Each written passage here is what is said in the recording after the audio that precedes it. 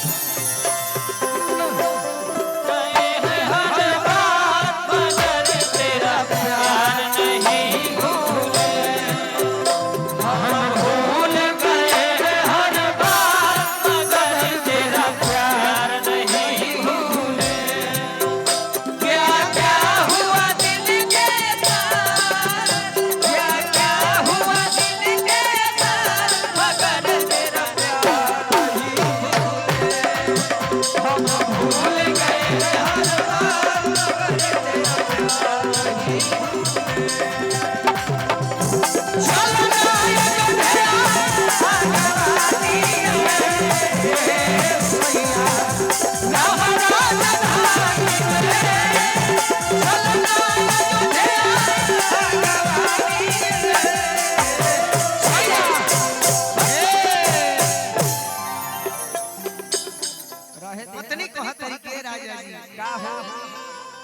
देखिए आज राम जी के मंदिर बनल बा अयोध्या में। वही के देखते हुए आज कोट ठाकुर बाड़ी लेसली गली में भी कार्यक्रम के करावल जाता। तो हम इहे रौदा से आग्रह करो कि नेवता भेजाई लबाटे अरे अछत छिटाई लबाटे नेवता भेजाई लबाटे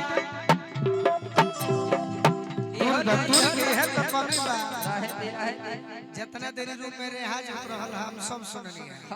साफ घोट के पियो आराम तो नेवता भेजाई लबाटे अरे अछत छिटाई लबाटे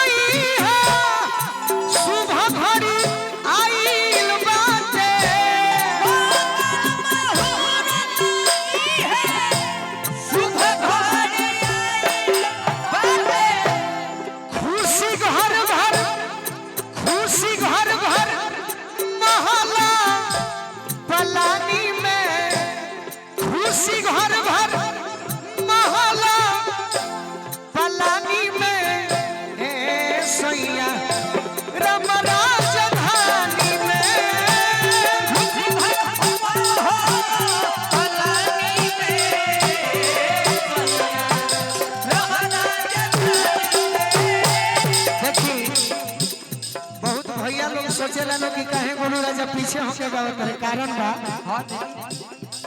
कोनो गायक के डांस कइल हथियार है सही डांसर के साथे गावन हथियार है साउंड तो नहीं मानी कमजोर रही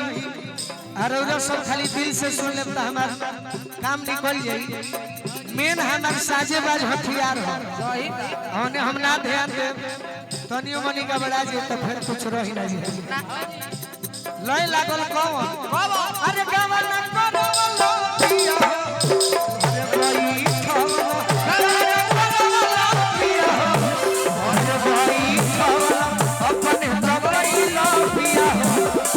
अपने लगई लो पिया अपने लगई लो पिया चलो ना ये तुझे आगा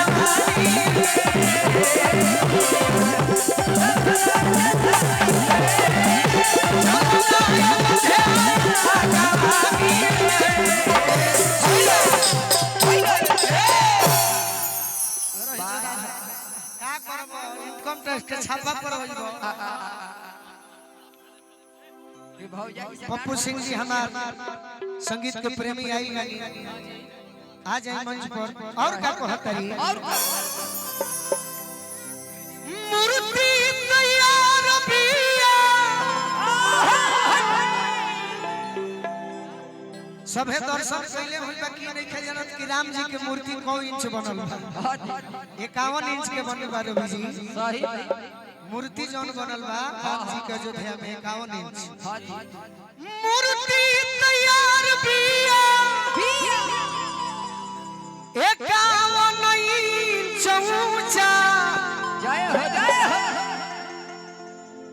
राम जी के मंदिर बनल झूमा त भारत समूचा डुबकी मारे सरजू जी के पानी में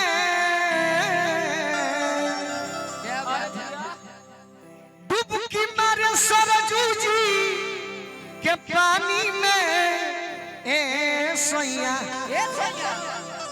अरे राम राजधानी में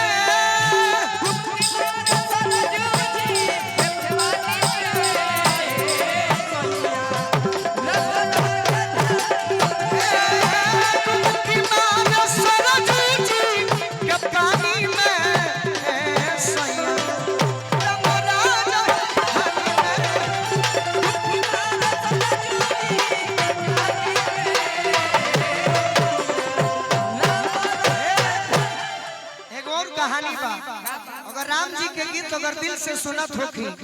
तो हमार मनोबल बढ़ावे खातिर वो ताली बजा दे तोरी रौरा सबके 2-4-10 गो गीत सुना दे। एक लाइन और बा कि मंदिर बनल को 2024 के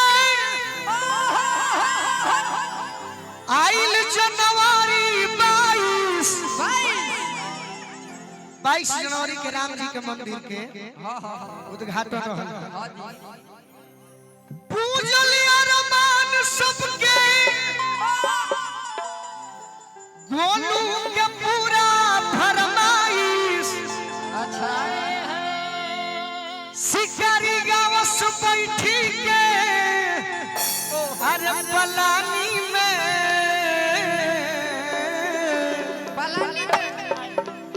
शिकारी गावस बैठी के अरे पलानी में ए सैया अरे राम राजधानी में